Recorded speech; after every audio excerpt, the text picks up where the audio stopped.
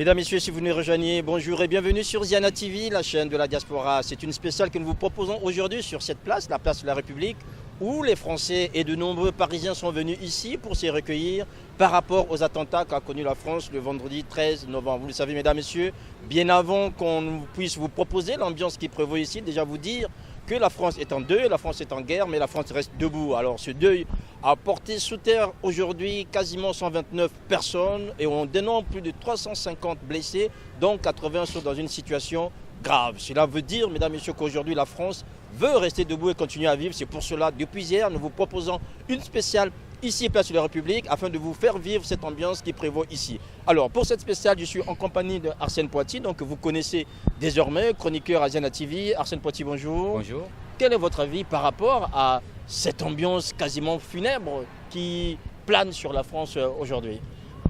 Ce qu'il faut dire déjà aujourd'hui, c'est au-delà de la douleur, au-delà de la difficulté, c'est-à-dire que la France pleure ses enfants, ses filles et fils, mais ce qui est intéressant, c'est de démontrer la force de cette France.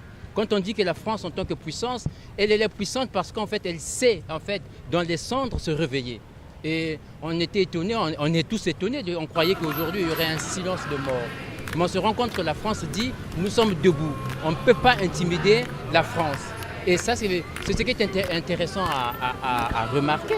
Et le pire encore, c'est aussi un exemple pour d'autres pays qui combattent, puis d'autres pays qui sont en guerre, pour d'autres pays qui ont peur. Et là, ce n'est pas le moment d'avoir peur, mais c'est la démonstration de force qu'un peuple est fort lorsque ce peuple-là sort de ses cendres et dit « nous avançons malgré l'intimidation, malgré l'interprétation ou bien l'idée que vous avez, que vous voulez imposer à une société.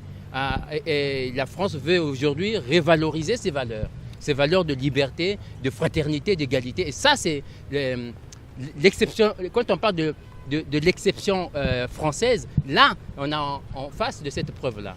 Voilà, mesdames, messieurs, donc c'est cette exception française que nous allons vivre avec vous, vous faire vivre un peu cette ambiance qui prévaut ici sur la place de la République. Vous le remarquerez qu'il y a énormément d'improvisation, mais parce que la France est un pays de génie créateur et puis les Parisiens savent créer, et aussi les hommes et les femmes qui aujourd'hui accompagnent la France dans cette douleur, les hommes et les femmes qui accompagnent aujourd'hui les Parisiens dans cette douleur savent désormais proposer des moments de gaieté malgré la douleur, comme disait tout à l'heure Arsène Poitier, que la France reste debout, que la France sait se relever, descendre.